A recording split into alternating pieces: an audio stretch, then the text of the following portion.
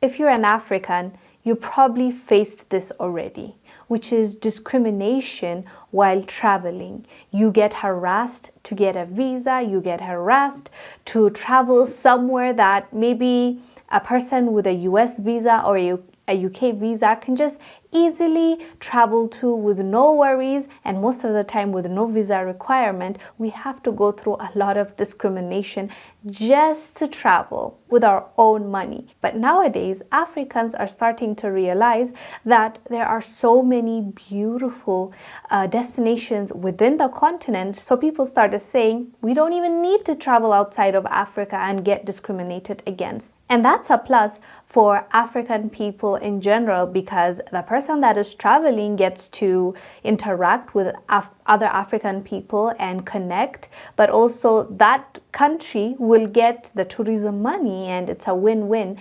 But with that still being said, people still want to see what's out there outside of the continent, and unfortunately, most of the time, we get treated badly as if we're not paying for that trip and contributing to that country's tourism. Let me show you this clip that I found on TikTok by a Nigerian sister. Her name is Oba, at least her TikTok handle is Oba. Watch this clip, we'll come back and discuss.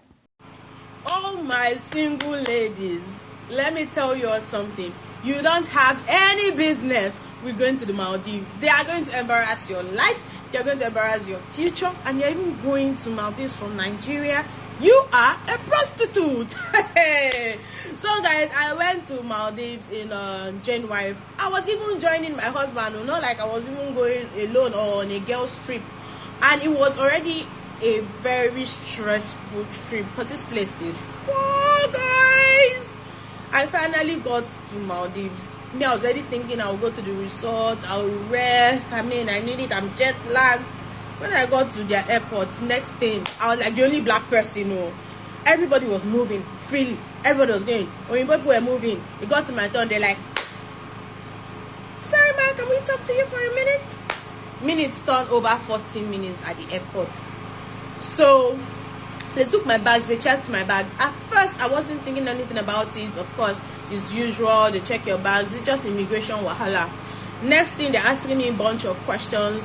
Why are you here? I'm here to see my husband. Why didn't you come with your husband? I was shooting a film. What do you do? I'm a film director. Where is your film? I showed them my film. I showed them all the documents they were asking. I was showing them.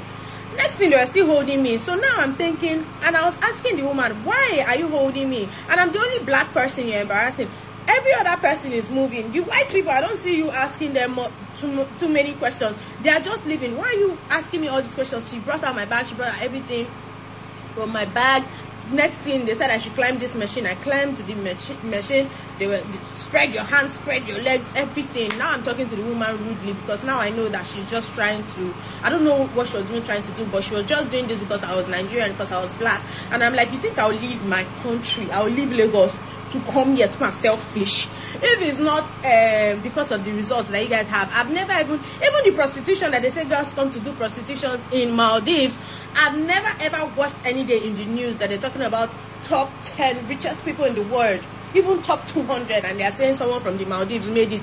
Like, if it's not the result, why would anybody even come to this country in the first place? If you go to Maldives, if you enter the city, my dear, you'd rather stay in Lagos. So at this point, I was really, really pissed with her because it was obvious that she was just being a racist. Next thing, they've called the hotel. Hotel confirmed that I was coming there. My husband was staying there. And then my husband was, because I already told my husband that I landed, I was trying to talk to him on the phone. They're like, I cannot use my phone. Why can't I use my phone? I can't use my phone. I can't do this. I can't do that. At this point, I was really, really rude to the woman. But before you knew it, she started feeling embarrassed. Other people were looking at us and, understanding that something was going on here. She now called her supervisor and they let me into Maldives. Maldives, you will not see me again. As you saw, Oba had to go through a lot to just stay a few days in Maldives. I know she said, single ladies, you're going to find it hard to travel there because they're going to assume that you're prostitutes. But she was there with her husband. Like, her husband was already waiting for her at the resort. So they had no reason whatsoever to hold her and treat her that way. Unfortunately, it's not just her that is treated this way.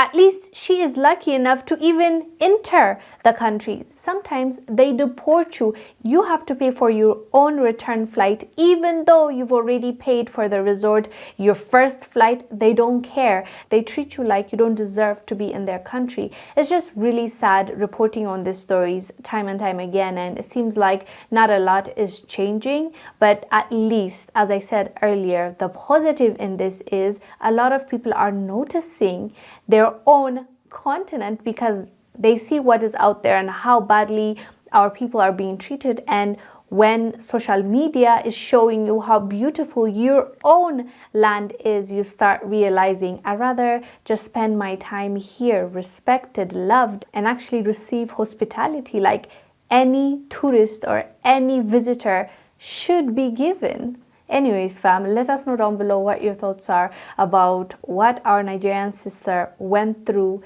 trying to visit Maldives. I am Wongel Zelalem. I'll see you on the next one. Bye.